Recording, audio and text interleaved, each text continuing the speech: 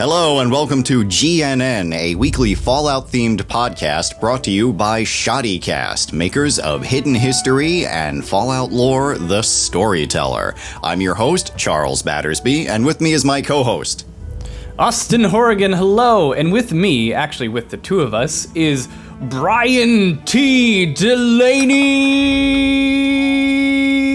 I don't know why I did that. I'm very Wow, you gave me the Michael Buffer intro. Nice. Holy crap. I feel like I could beat the shit out of somebody now. You may recognize him as the voice of the male soul survivor protagonist of Fallout 4, upcoming Fallout 4. That's right. November 10th. All right, so Brian, aside from being the voice of the sole survivor in Fallout 4, you must have a real life. Tell us a little bit about yourself before we get into talking about Fallout.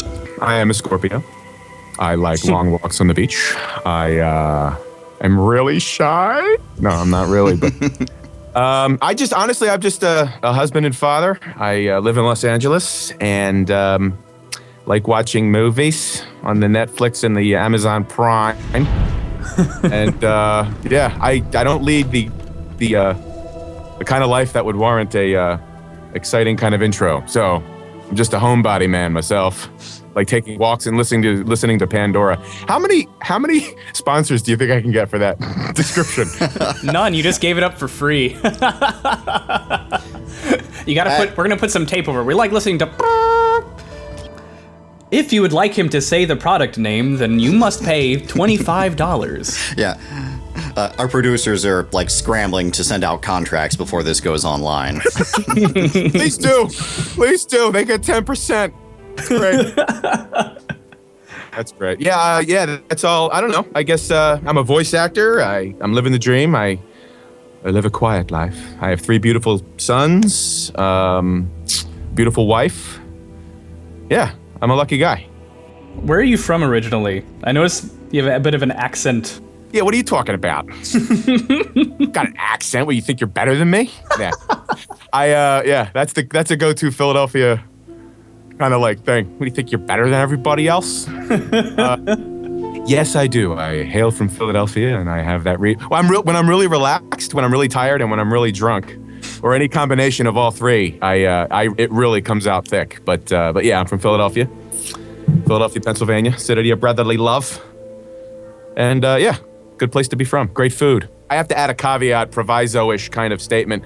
I don't follow sports, which makes me a pariah in my hometown. I don't know the Eagles, I don't know the Phils, I don't know the Flyers, I don't know the Sixers.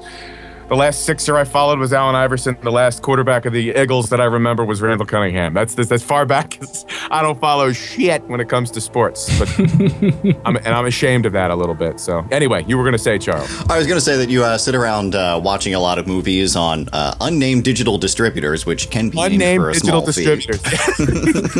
Exactly. Yes. So, do you watch any of the post-apocalyptic films that inspired the Fallout series, Mad Max and all the other classics from the 80s and 90s? I like post-apocalyptic. I like that genre, if it is a genre or subgenre. But yeah, I saw Mad Max. I saw The Road Warrior. I love them. I like, I'm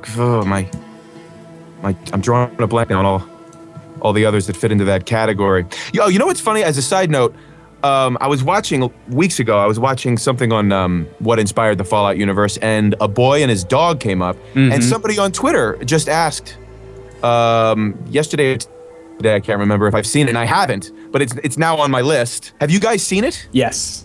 We actually we did a segment called Artsy Smartsy Stuff, where we talk about the film and literary influence of the Fallout games. And so we spent like half an hour talking about the book with Don. I mean, we talked about the book that inspired it, the movie with Don Johnson, the comic books that came afterwards. So we're big fans of it. Excellent. I am woefully ignorant then. Forgive me. You know what movie? Does this fall into the category? Does The Road fall into that genre that we're talking about? Yes, it does. I loved that movie.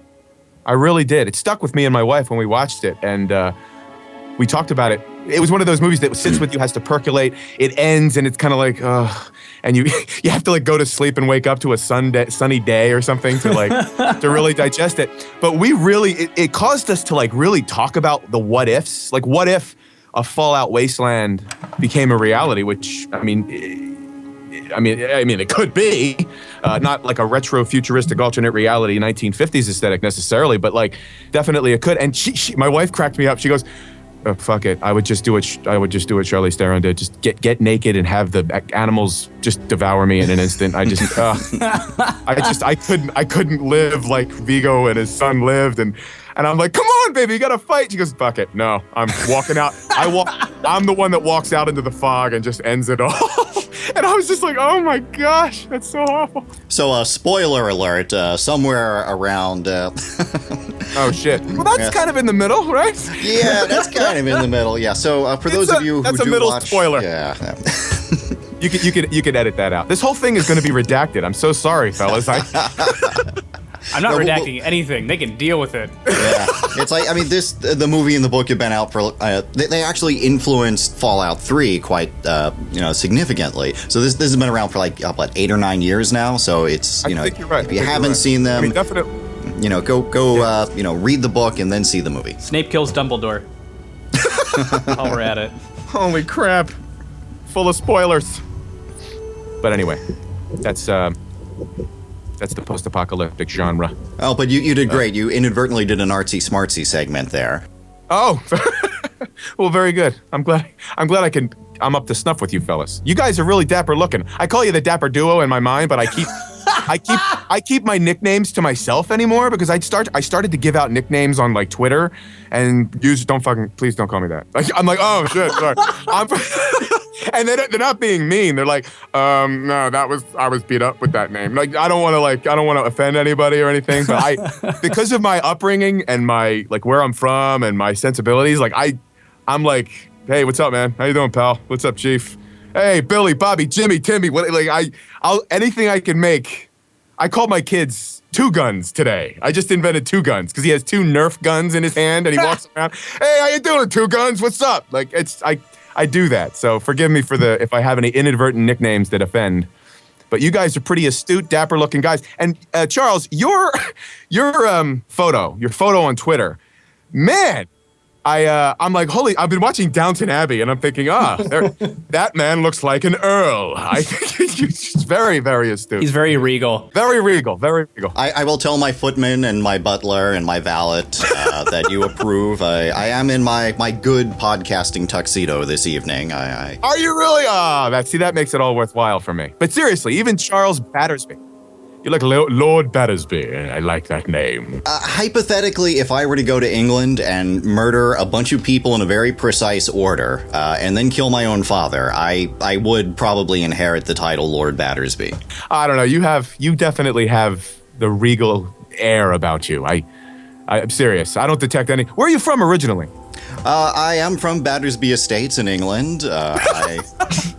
I moved to the Battersby Estates in America several years ago, and see, this is what I do too. I was on another podcast, and I asked everybody where they're from, and they have to be real cagey about it. Like, don't ask me that. I have to give you a generalized area. I don't want anybody to stalk you, Charles.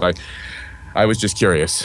Oh, no, I put up a see-through curtain on my fire escape specifically so that people can hang out and just, watch me while I'm doing these podcasts. I've been just dying for someone to stalk me at my place of residence. Well, I heard fire escape, so I'm thinking 3rd floor apartment, Lower Manhattan. Am I close? You're eerily close. Longtime viewers know that I live in Williamsburg, Brooklyn, Okay. and the hint I always give is, I'm on the last block to be gentrified in Williamsburg. So from time to time, you'll hear sirens going by during the GNN podcast, and I think there were gunshots in one episode, unless we edited those Brooklyn, out. what are you going to do? Well, that's cool.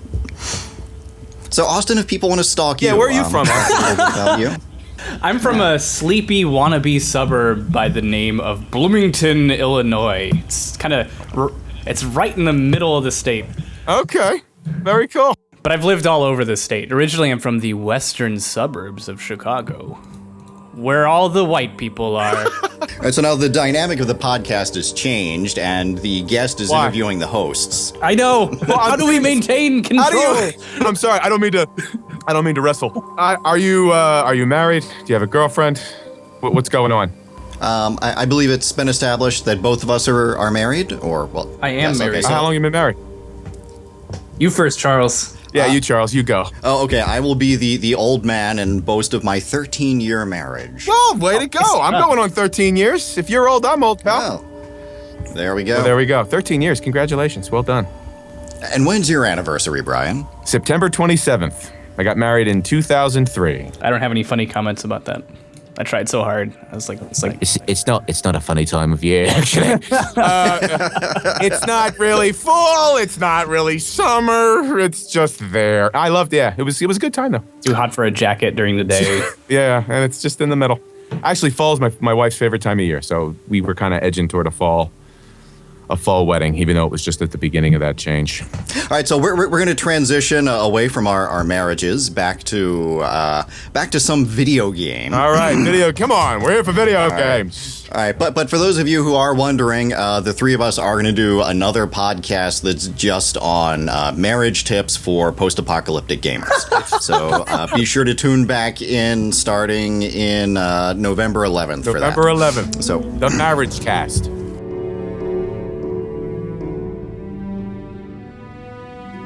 all right, so you do a bunch of zany voices, and even now, just as we've been speaking with you, you've been doing different character voices. Is your Soul Survivor character, how is that different from your natural voice? It is my natural voice. It's what I would, every line you hear, well, that's not fair to say, but there's some content restrictions I can't really say. For the most part, 99% of what you'll hear is my voice in that situation to the best of my ability.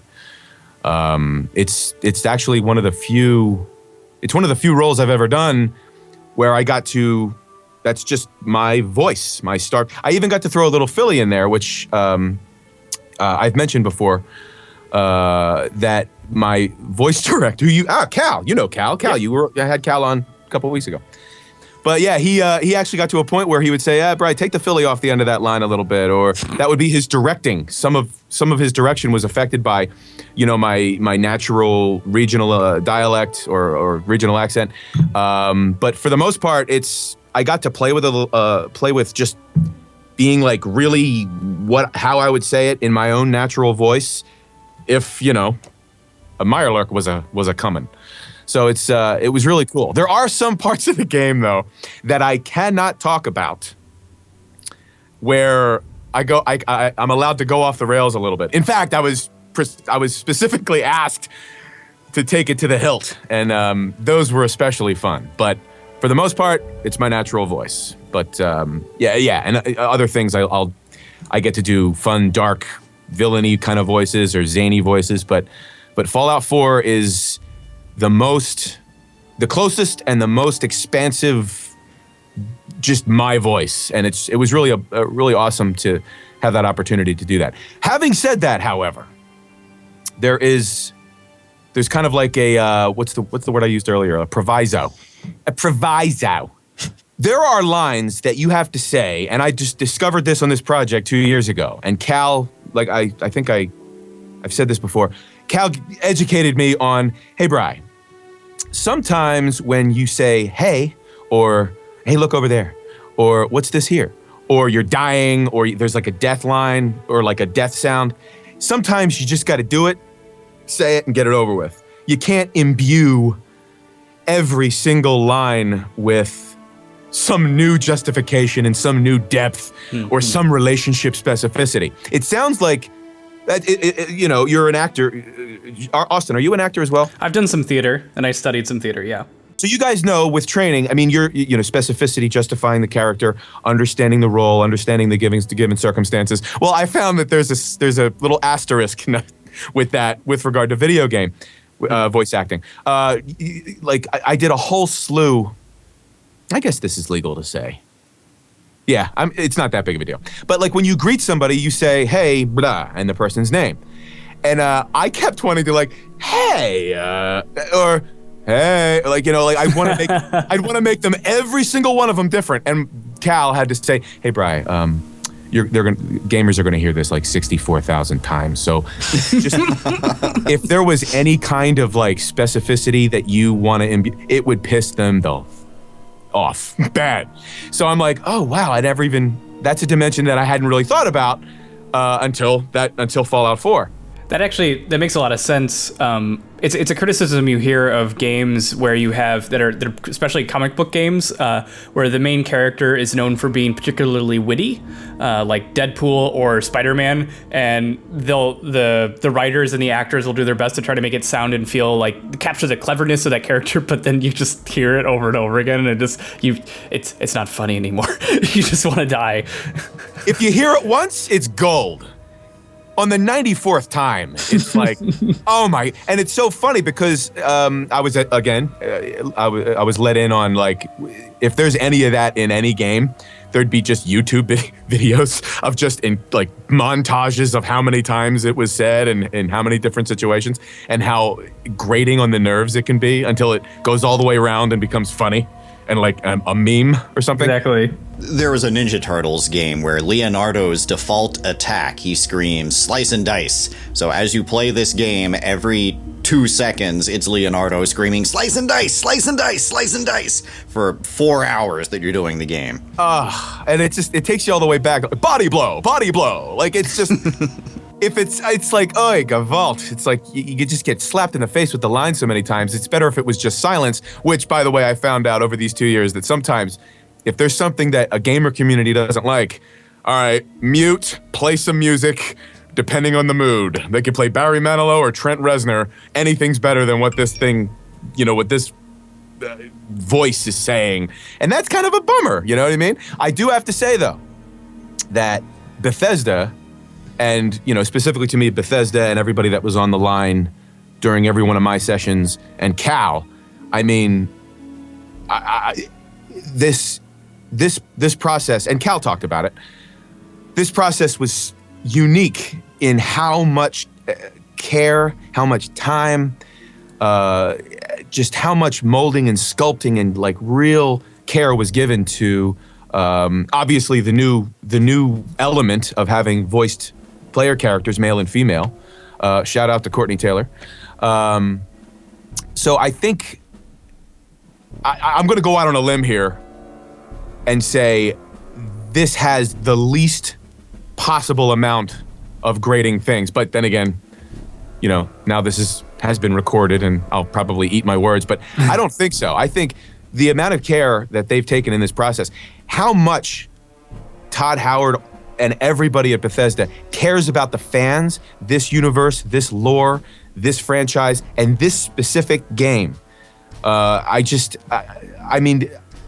wish I could share something. It was a private email that was sent to me, and I'm not going to give you the contents of it because I'm going to respect the private nature and the direct nature of the email. But suffice to say that Todd Howard, and I'm sure speaking for everybody at Bethesda, has such respect and affection for the fans of the Fallout franchise, the Fallout universe, and it was real touching to hear. And I just as a just as a tip of the hat to the fans, I think it's important for you guys to know that I mean, this game is going to be probably the greatest love letter to the Fallout fans. I'd like to think for all time, but who knows? Fallout 9 could be like the best thing in the world with holographic images in the middle of your living room. But but I just think, thanks to the fans for being awesome. I mean, to me specifically on Twitter, great comments, great questions, great sense of humor. And something else that was told to me, Fallout fans are incredibly smart. And I've seen evidence of that in their communications on Twitter and about with you guys, especially, Lord Battersby. And I just wanted to share that with you guys. I wanted to share that with you and whoever's listening to this podcast right now. And now, speaking of Fallout fans, there are obsessive and also morally questionable regarding some of the things they do in the game. I've heard. Believe me, I've heard. right, Go ahead. I'm sorry, Charles. all right. Oh no, but you were about to say something, so go on. Well, I was just along those lines. I get a lot of questions, and believe it or not, I'll get a question from somebody, and it'll be about that. Well, I'll get to that in a second. I'll get a question from somebody, and I'll say, I can't answer that. I'm sorry, that's a content question. And then somebody else will say, hey, yo, I think he meant, can you just do blah? Which it seems like they're saying we just want a general answer, but I don't want to go anywhere near divulging any sort of content to that degree. Having said that, I do get a lot of questions from people that say, hey, I usually play it two ways. I'm the Messiah, and I'm the, what did they say? They said Messiah, a destroyer, and a destroyer. Like they'll play two, like vastly different, as far opposite on the pH scale as you can get for, choices and morality and stuff like that. And I find it interesting. And I thought, oh wow, that's kind of strange to do the, yes, my name is Bob, and I live outside Wichita. I like to play as the nihilistic, psychotic sociopath narcissist who rapes little babies. And I'm like, what? Oh, okay. I guess, well, your money's as good as everybody else's. But like, I get it because I forget. Would you permit me one more anecdote before I'm sorry, I'm cutting you guys absolutely. off.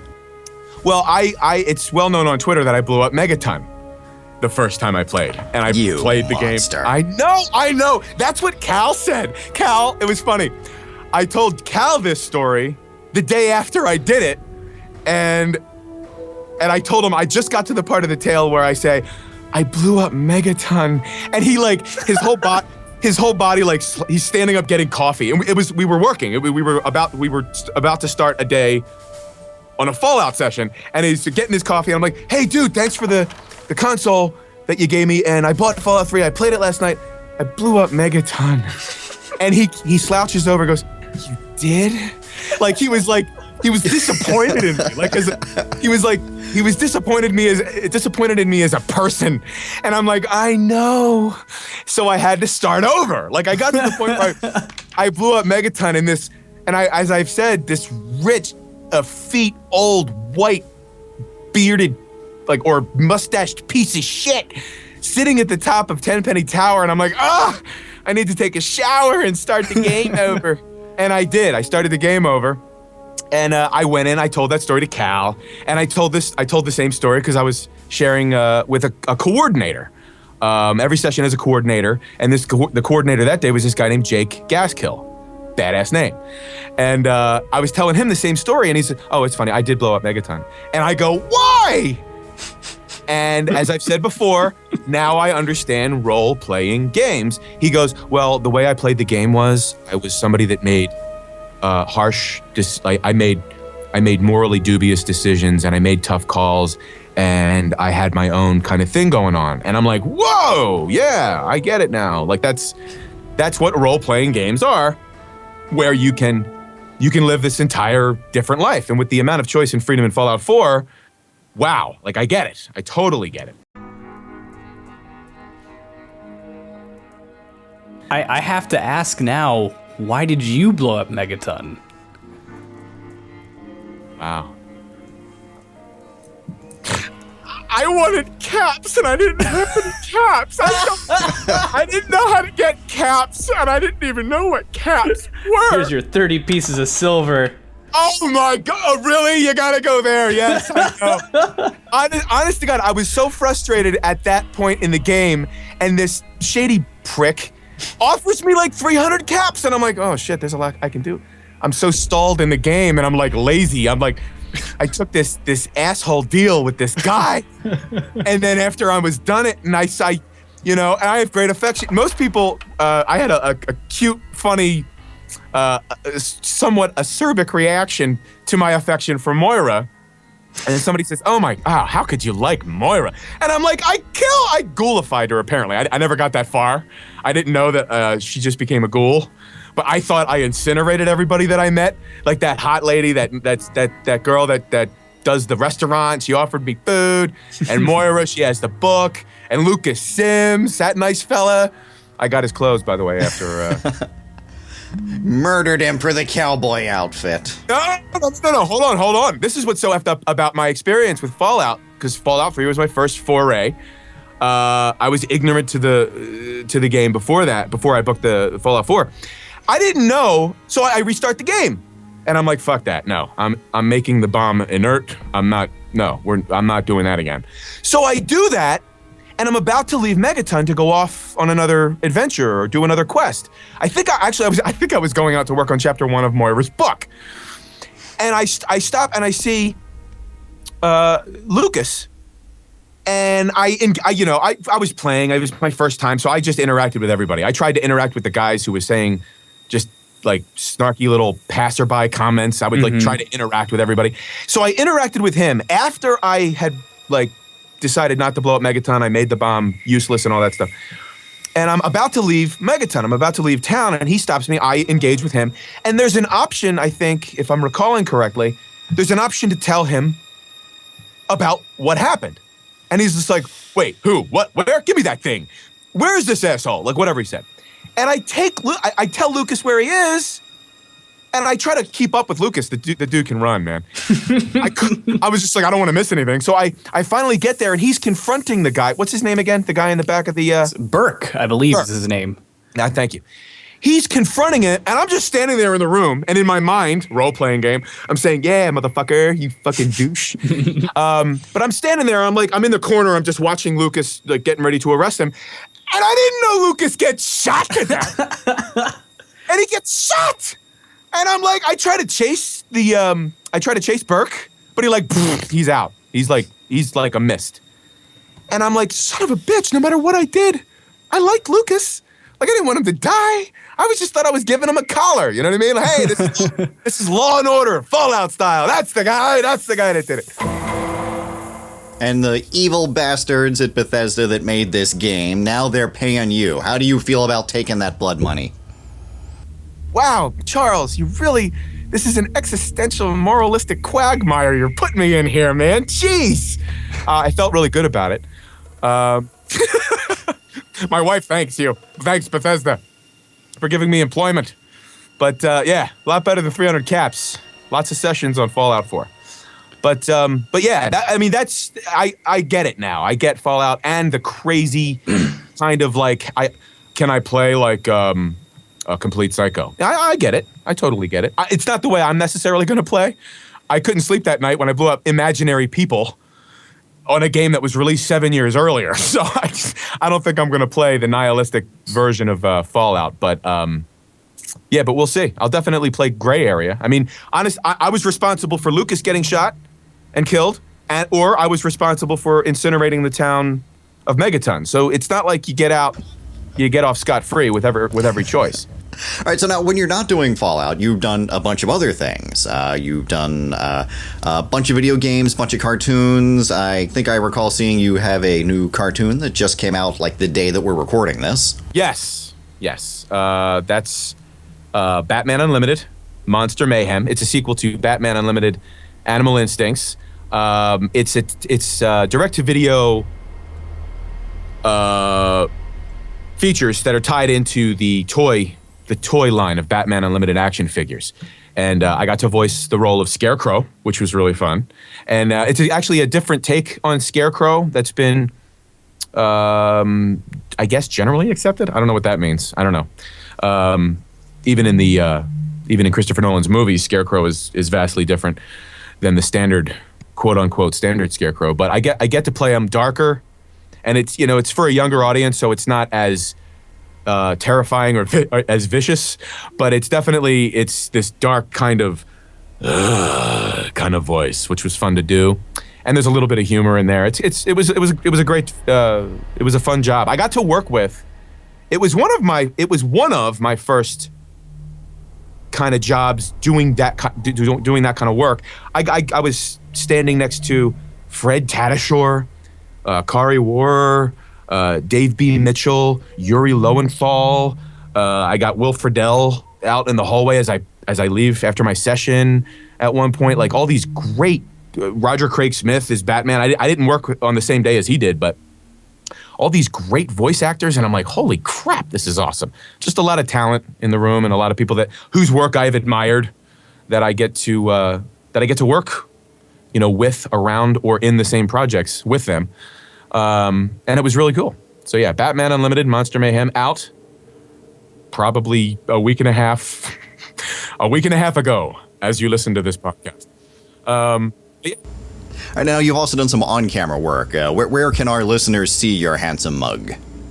Thank you, Charles. It's not, honestly, people have been going back a ways. I've been doing so much voice acting that my on-camera stuff is few and far between, but like I did a Red's Apple Ale commercial that I think is on my YouTube channel still. A long time ago, I got to do like a one-line part on How I Met Your Mother, which was really fun. Most of my work is voice work, and it's so much fun, and it's been so good to me that I do a lot of that. Like even my movie credits, somebody says, "Oh, you were in like this or that. Like where can I see you?" I go, "You can't see me, but you can hear me." Which it's so much fun, especially when I do movies where I get to do like a voice matching is a big part of being a voice actor. And I didn't understand that when I first got into voice acting. And I didn't even know I was getting into voice acting. My agency, CESD Talent Agency, who are awesome. They're awesome people. The voiceover agent that kind of reached out to my wife, who worked there at the time, Kathy Lizio, great affection for her. Oh, by the way, shout out to Pat Brady, agent at CESD, who booked me on Fallout 4. But Kathy Lizio kind of said to my wife, "Hey, why doesn't Brian audition for our department?" And she comes home, and I love telling this story. She comes home, and she worked in the adjacent on-camera commercial department. Guess how I got representation there. And she comes home because she kind of got the idea of that side of the industry, especially voiceover, because CESD is a huge voiceover agency. She comes home when Kathy Lizio said this to her, and like in an offhand comment in the hallway. She comes home and she goes, "All right, listen, don't fuck this up." But Kathy just said you can audition for the voiceover. This was in 2006. And she goes, "This is a big deal. You have no idea, man. Take this seriously." And so for the next couple of weeks, I put together like an audition. I was sweating my balls off, like, "Oh man, okay, I hope this works." Like I did and it was like garbage. I guess it was fine. I was like doing a Yoda impression, but they gave me a shot, and they saw something or heard something, and they've nurtured my career from then. It was really, really awesome.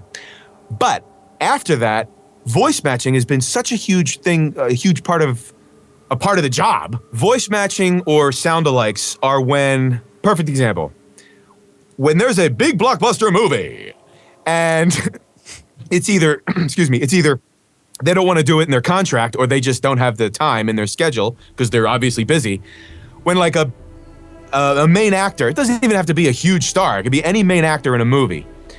If they can't show up for like post-production looping, ADR, the kind of things where a line needs to be like, the sound quality that day wasn't that great, or there was some ambient noise they want to get rid of, so they have to redub the line. If the actor isn't available, they put out auditions and get people to see if they could get a sound-alike who would do voice matching. And the best example, the most fun example was a few years ago, Channing Tatum did a series of movies. Like one of them was like White House Down, 21 Jump Street, 22 Jump Street, and I got to do voice matching for him. And what winds up in the final product sometimes isn't always what you do, but in especially 21 Jump Street, a couple of lines that Channing Tatum's character says, it's like they kept it in. That was what I gave them. And it's kind of exciting. That's not always the case. But what's so fun about it is when they don't show up, I get to show up. I'm wearing my cargo shorts and my running shoes and a t-shirt, and I'm standing in this huge soundstage on Sony Pictures studio lot. And I get to do little patchwork lines and stuff like that. But what's even more fun is doing fight efforts.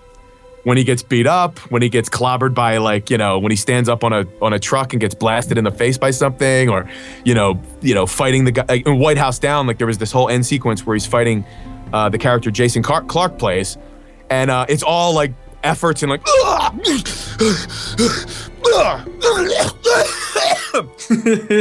that kind of stuff. And I love doing that. It's just so much fun. It's also a great workout, but it's so much fun that like I never realized that was a part. I didn't realize that was a job. I do realize after I started doing that I had a flashback. One of my favorite movies when I was a kid, and this just goes to show you what kind of movies I watched as a kid, was Lethal Weapon. Freaking love Lethal Weapon. And my parents, for some reason, let me and my younger brother watch shit like Lethal Weapon, Die Hard. We're like 9 or 10 years old, right? And I loved Lethal Weapon. I could quote the dialogue, especially back then, by heart. But I watched it, and we didn't have it on DVD. DVDs weren't around for us back then. There was some kind of primitive magnetic tape back then. I know, yeah. It was something that needed tracking. What the fuck is that? So we didn't have the tape or anything, but my dad rented it a couple times, so we saw it over the course of a couple years. It was on It was on network television. And the part of the movie where Mel Gibson, playing Martin Riggs, is doing that undercover drug deal near the beginning of the movie, and he slaps his badge down, and the guy says, "You ain't real. That badge ain't real, and you ain't real," or something like that. And then he does his Three Stooges routine. He whips out his gun and says, "I'm a real cop, that's a real badge, and this is a real firing gun." and I remember as a kid, it was just like, you just changed the wording of To Kill a Mockingbird. Like, what the fuck are you doing? Like, I'm a firing gun? Really? And it was weird because I didn't understand the concept. Like, it was an existential reality to me that when they dubbed over the line, I understood that they had to, quote, get rid of the cursing. I had no concept of the process, which now I do. But like, it didn't even sound like him. What the hell's going on? What's wrong with the world? Don't show the movie. Because I thought they were just gonna what the classic thing to do before, is just mute the track. You just don't hear anything. And it's just like you play it in your head. Well, they didn't do that. I'm a real cop, that's a real badge, and this is a real firing gun. It ruined my day.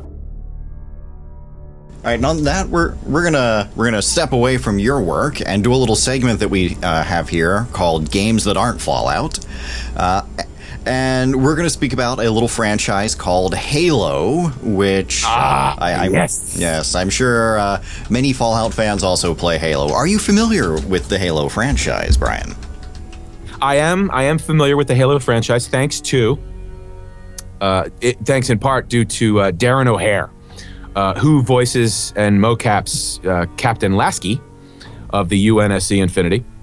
He's a buddy of mine, and when I booked the job, when did I book it? 2012. My first work with Halo was back summer of 2012 for the Spartan Ops DLC for Halo 4. And shout out to Jamie Mortellaro, casting director, voice casting, mocap director. I hadn't played the game before that, but after I booked the game, Darren, invited me over to his place, and we played a little bit of Halo 3. And that's a common theme, isn't it? Fallout 3 and Halo 3. But I wasn't familiar. I knew what it was, I knew enough to be like, I mean, Master Chief is an icon. Several years ago, I took my family to Madame Tussauds in Hollywood, the wax museum, and like, holy shit, there's Master Chief. I never played Halo, but I was impressed by Master Chief because he's so imposing and awesome. But yeah, I knew of it, but I had not played it, and then I got to be one of the more colorful roles in that universe. All right, and for people that don't know our little references here, who are you in Halo? I am Roland, the AI of the Infinity, and I have allegiance to my captain and the Spartans. That's and I'm a bit snarky. I'm a bit I know what I'm doing, and I let people know. And now for Fallout fans that don't play the Halo series, Courtney Taylor was actually another AI in Halo Wars, Arena. which came out years ago. So is this a coincidence that both of you also played AIs in Halo? Or is it a conspiracy? It must be, yeah. Well, for purposes of this podcast, let's call it a conspiracy. A torrid espionage conspiracy. Totally coincidental. Totally coincidental. From what Courtney was saying and Cal was saying, this was a very atypical recording process from most, with actually having the time to sit down and do it for a long time. And for you, this is also kind of doubly new, where you've been like developing your name and getting a reputation and doing some small work. This is kind of a breakout role for you. How has that been? It's I'm probably overusing this word, but it is humbling. I mean, I guess I can't necessarily say it's been overwhelming. I mean, if I get like a tidal wave of trolls tweeting me like things, I probably will go to a dark place and order like 4 sundaes from Baskin Robbins and just get into a dark room or something. But it hasn't been that. It hasn't been terribly overwhelming, and I mean that in a good way. Like people have been, the Fallout fans, the Fallout community has been really, really, really wonderful, really giving, really understandably concerned about having this new. I'm not kidding. I mean, understandably concerned when a change of this magnitude to an already existent franchise and kind of lore and universe. But it's been really great. This has really put me on the map. And, you know, if this was 1997 and I got a huge role in video games, not the same as 2015. No. Of course. Because these games, are like, 40, 100, 200-hour interactive movies where, I mean, the interactivity, especially with Fallout, an open-world role-playing game, the interactivity and the player freedom is like paramount in a lot of ways. So it's really, like you said, it's kind of like I was just like, I can still consider myself a ham and egger. I think Courtney said it. Maybe Courtney said it when she was with you guys. And I say this as kind of like a gentle reminder. At the end of every day, an actor is unemployed. Mm-hmm. And I mean, I think I got comfortable with doing Fallout after year 1 and then year 1.5 rolls by, and I start to think, yeah, I think they're going to keep me around. I think they're going to go through with this. I think they're going to go in this direction of having Delaney be this guy. So very nice people, those Fallout fans. They're enthusiastic. They're enthusiastic is an understatement. I was making air quotes while I said that. Hey, seriously, and yes, air quotes are necessary because, I mean, enthusiastic, air quotey, definitely, but also, and I said this before, intelligent questions. When my name was released with Courtney Taylor's, it wasn't. There was a variety of things, mostly just congratulations, especially the first couple of days. It was just like, oh, congratulations, blah, mixed with, hope it's good, you sound okay. You suck. No, I haven't gotten a use. You guys have only heard me say 4 things. So it's still enough of a material for a troll to say, you should have been aborted. It's just like, so, but like there hasn't been a lot, but it's been really like the worst comment I've gotten was, and this is, the irony will be evident in a second. Like, you know what? I was really, really doubtful, but now I think I'm opening up my mind to maybe having a voice protagonist. Okay. Like that was the meanest thing anybody said. And I totally understand that comment.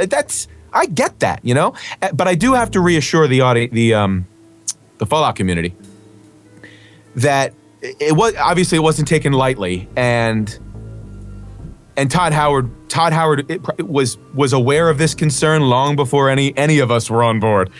I do find it funny, and I'll mention this every time Todd Howard comes up in conversations I'm in. What must it feel like for Todd Howard to be called God-powered? Or the almighty Todd Howard, or the almighty God Howard, or my personal Lord and Savior, Todd Howard. I mean, like, that guy has to wake up with that kind of pressure. You know what I mean? Like, that's a lot. It's funny because I've watched behind the scenes stuff and he just seems so down to earth and like just like a normal dude. Like he is totally that. I mean, I wasn't kidding. I exchanged emails with him and I'm like, hey man, first round's on me in November, buddy. You're awesome, man. And he's just like a really cool dude, man. When I met him at E3 and it was just like, hey, nice to finally meet you. I go, nice to finally meet you, man. Like, it's great. And we were just rapping in the back room, like the conference room behind the stage. And he was just, I could have went to high school with this dude. I mean, he was just that cool, that down to earth. Yeah, he's just awesome. So, I mean. All right, so we have some questions that were asked by our viewers on Twitter. So let's start with Jonathan T. 101. He wants to know if you met River, the dog that modeled for dog meat. I did not. Although I would have loved to. I did not meet River, no. A bit of a sorry, this is actually a minor warning. I live in Tornado Alley, and we are actually in the middle of a tornado warning right now. So if the sirens go off, I'm gonna have to leave. But I'm going to not move until the sirens go off. Dude, just move! You can move! We could do this. How about we do this? You want to just stop the interview and just start again when the tornado's gone? It's not happening right now. And it says it's supposed to be over in like 5 minutes or something, so I'm just gonna wait and see if anything actually happens. But I just want to let you guys know if I randomly disappear. That's what happened. Okay, I'm worried about you, buddy. Austin, Oregon stayed with a tornado warning, baby. So, Brian, I've noticed people have been calling you out on Twitter, asking questions. What are some of the things people that have asked you on your Twitter feed that you want to respond to? Or to which you want to respond? It's weird. One of the most prolific questions is PC or console, and then console, Xbox One or PS4. So I'm going to take this time, thank you very much for generously giving it, to say I've always been a console guy, and I am a part of, I have to give some props to Microsoft Game Studios and the Halo universe, because they did hire me as Roland. And by the way, October 27th, Halo 5 Guardians. I think I have to get an Xbox One only because I'm kind of taking a cue from, Cal did give me an Xbox 360 and I'm getting used to it. And this is how far behind I am, guys. And I shouldn't admit this. The Twitterverse is probably going to throw up on me. But the last console that I got before Cal gave me his old 10-year-old Xbox 360 was a PS2. Nice. That my wife gave me for Christmas in 2003. And that's actually up in my closet right now in my home studio. But I think I'm gonna have to go move from the PlayStation, even though I love Sony.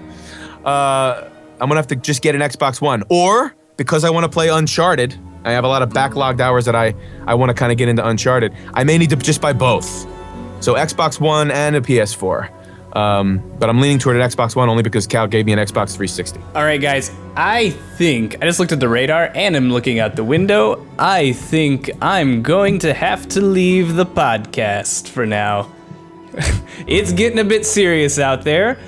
Charles, I think you can still host this. Well, I can, yeah. And welcome to ESO Weekly here on the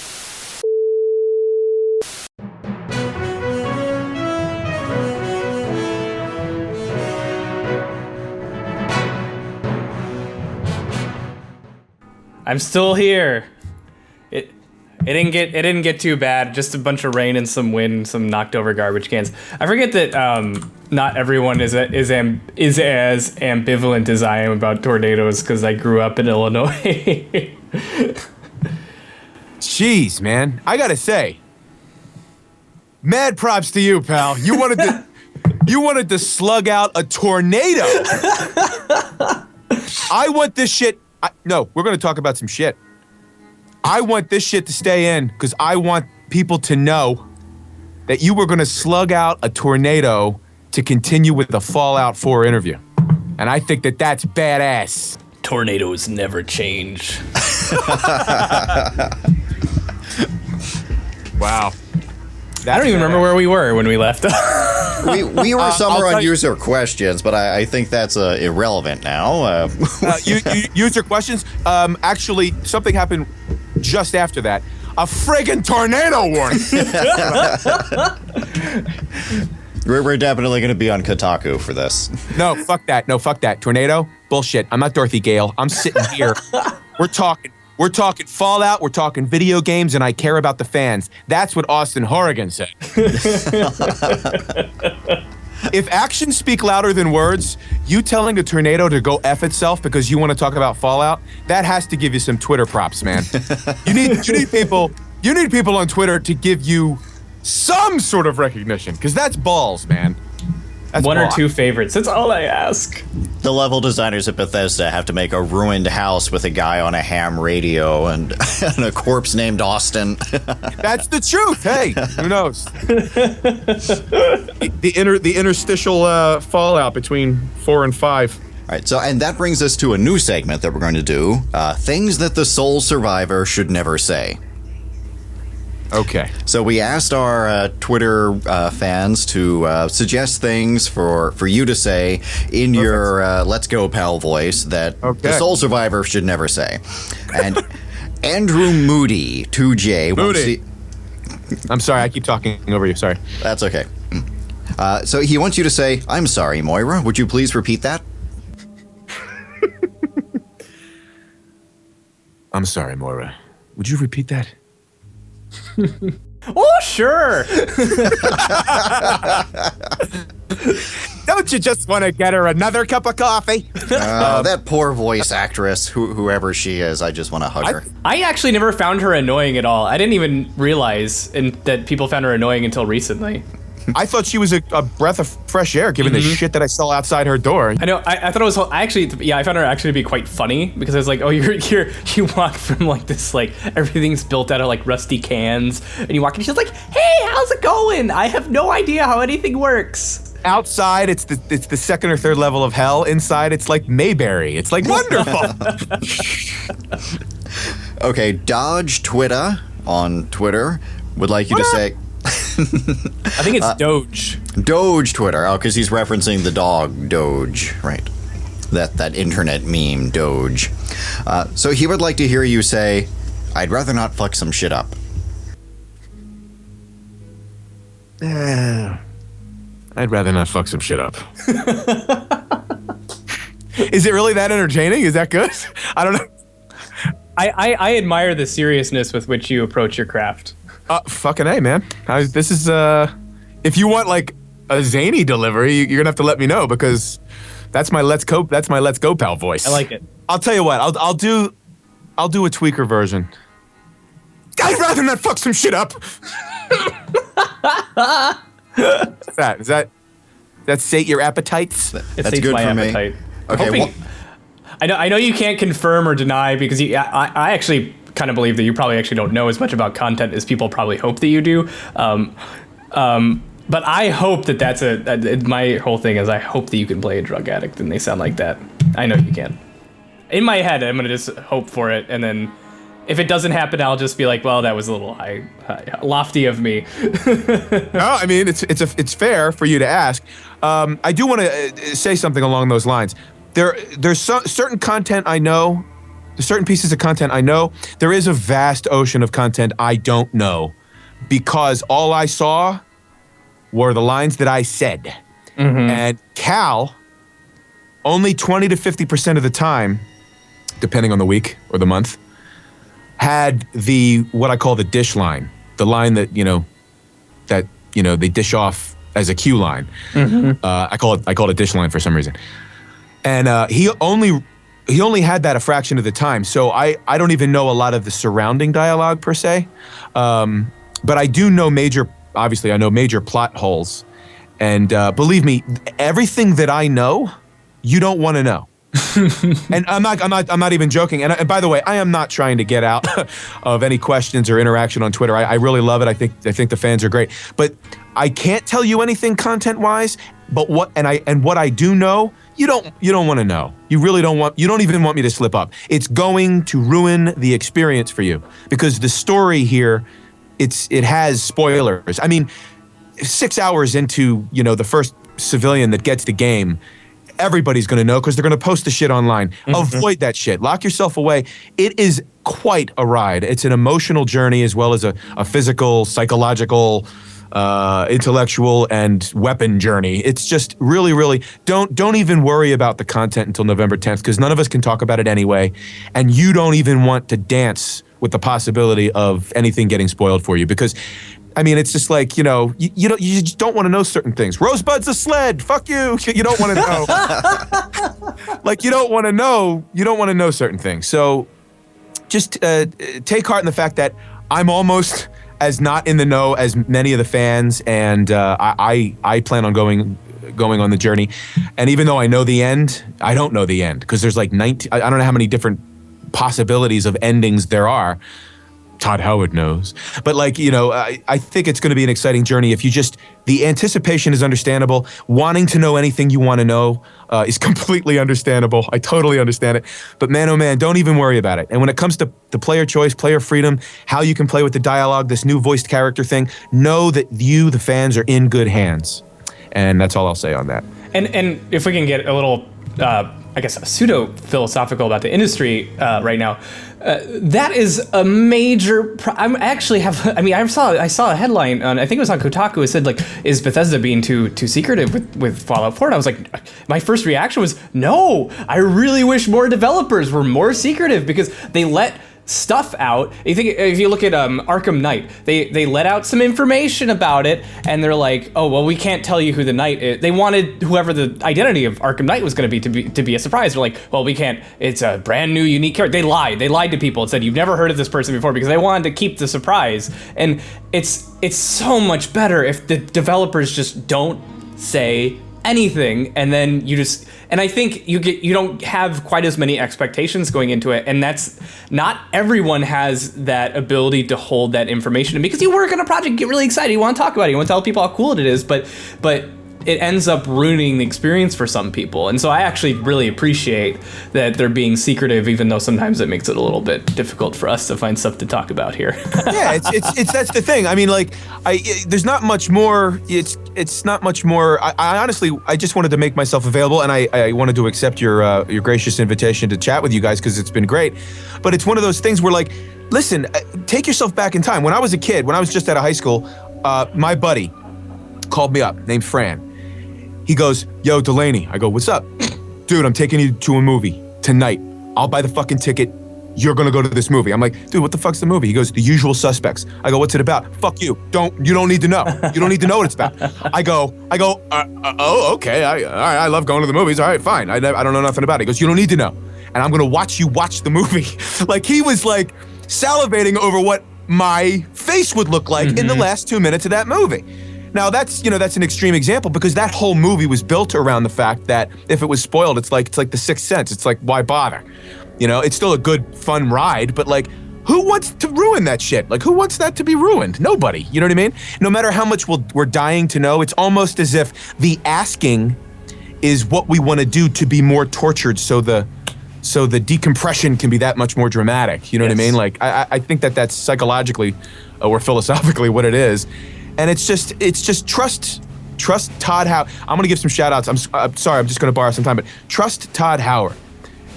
Believe in and trust Emil Paglarulo, William Shen, Mark Lampert, the audio director, a whole slew of other people. Pete Hines, the VP for PR, VIP. You know what I mean?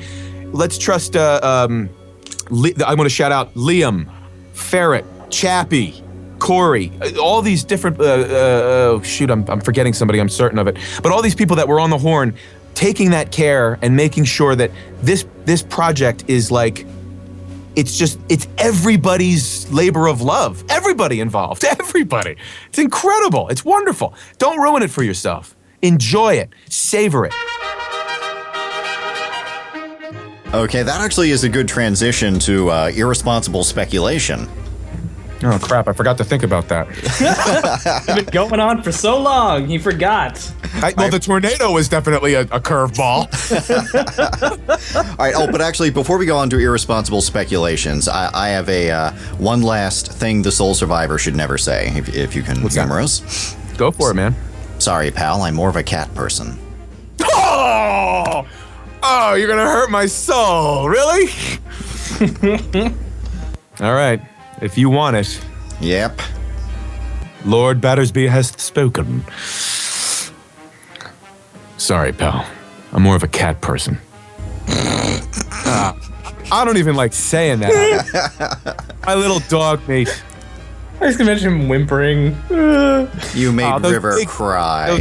Don't say that. That's what the thing with you and the guy in the place with the tornado speculation. Stop. I could see dog meat's beautiful brown eyes looking up to me, all forlorn. Oh man. I guess I'll just go become someone's food tonight. Aww. Stop it. Yes. Oh, and speaking of which, do you have an irresponsible speculation since you don't know everything? There's a scene in the power armor where you flip a posterior trap door and take a shit. like the horses in like a knight in shining armor. Yeah. That's all I can think of, Lord Battersby. One does not defecate in one's power armor. That would definitely affect the functionality of said power armor. I actually have one. You mentioned, it's actually because of what you said way in the early beginning of when we started talking. You said that there were times where you couldn't talk about it, couldn't talk about the details, but that you went off the rails a bit and you were given some freedom in some ways that you can't tell us. And I have an irresponsible speculation about this. So in every Bethesda game, at least since Morrowind, there has been like a test room that was built, I believe, specifically for Todd Howard, and you could always get to it through a console command. It was like COC Todd test or whatever, and it would be full of like some test dialogue options and like every piece of armor in the game, or at least most of them, and it was basically kind of like a hodgepodgery of just awesome stuff and also some, kind of Easter eggy behind the scenes stuff. I have a theory that in the Fallout 4 test room, there's going to be two like people dressed as like mimes or clowns that are voiced by both you and Courtney Taylor that are performing like juggling acts and all sorts of demeaning entertainments for a Todd Howard like avatar in that Todd test room. That's my irresponsible speculation. And you had to voice all of the wacky shenanigans. I can neither confirm nor deny that I was dressed as a clown, entertaining Todd Howard. I do plan on doing that at his party, though. I'm kidding. That's an interesting, irresponsible speculation. It sounds pretty, to me, it sounds pretty out there, but you never know. Anything's possible in a Fallout game. All right, so that's actually the end of our big list of questions. Is there something that you'd like to talk about that we haven't gone over yet? What would I like to talk about? I'd ask about the weather. But the tornado kind of trumped that whole conversation. Oh, you know what? I'll give this person who just tweeted 2 minutes ago. Were there any lines in Fallout 4 you had trouble with because how dark it was or not? Yes. And that'll be my final answer. Honestly, there was actually another question along the same lines. Is there any lines that you had trouble with or you had difficulty delivering due to moral choices? And in a game that you're capable of doing what we've been both joking and been serious about doing in a Fallout game, I mean, yeah, of course. There was a moment during one session where I actually was like, it was affecting me to the point where I had to stop a minute. And like, I was like, wait, what? And I'm like, I think I've shared this, so I'll share it again. But if not, don't get weird and vulnerable on me, fellas. But I got over. I'm already crying. I got overcome. Every single person who plays the game, whether you're yourself, whoever yourself is out there, you wonderful Fallout community. If you're gonna play the badass, Bruce Willis in Die Hard, you're gonna play Charlize Theron from Mad Max Fury Road. You're gonna play as your neighbor. You're gonna play as your parents. You're gonna play as your children. You're gonna play as the nihilistic, psychotic, narcissistic sociopath. You're all gonna know the moment I'm talking about, I believe, and it was affecting. And I think that it's such a beautiful thing that Bethesda and the team, wrote, constructed, produced, delivered, and developed and published this whole package, this whole wonderful thing. Side quests that are fun and interesting or zany or just like a joy. And then there's the main thrust that is really the root and the ground of the player characters, whether you're the player female or the player male. And I just think that it's a wonderful thing. And I can't wait to share in that with all of you. Because I think that this thing is it's gonna be a wonderful, wonderful thing. As my father would say, it's a beautiful thing. It's a beautiful thing.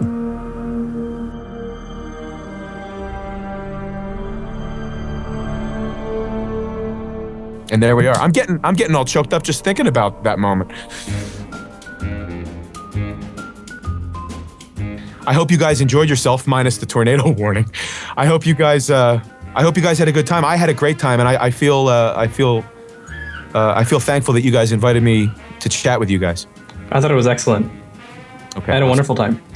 I'm glad. Thank you very much, and be well. And maybe we'll see each other on the Twitterverse, and maybe we can chat again in a year or chat again in 6 months or something. I'd love to. Yeah, I'd be happy to come back to you guys. All right, fellas. I feel like I don't want to get off so abruptly. I've spent 2.5 hours with you guys, and I thought one of you was going to be dead today. So I feel like your children may turn into feral beasts though if you don't get to them. I know what kids those age are like. Yeah, I got to get out there. They're in the midst of dinner and they're wreaking havoc. So I better go. Hey, once again, fellas, thank you so much, and I'll talk to you again. Thank you so much. All right, cool. Thanks for coming on. Take care, guys. Bye. You've been listening to GNN. Remember to tune in every week for new episodes of Hidden History and Fallout Lore, the Storyteller. You can follow us on Twitter at ShoddyCast. You can also follow me at Charles Battersby with no Y on the end. And Austin, where can people follow you?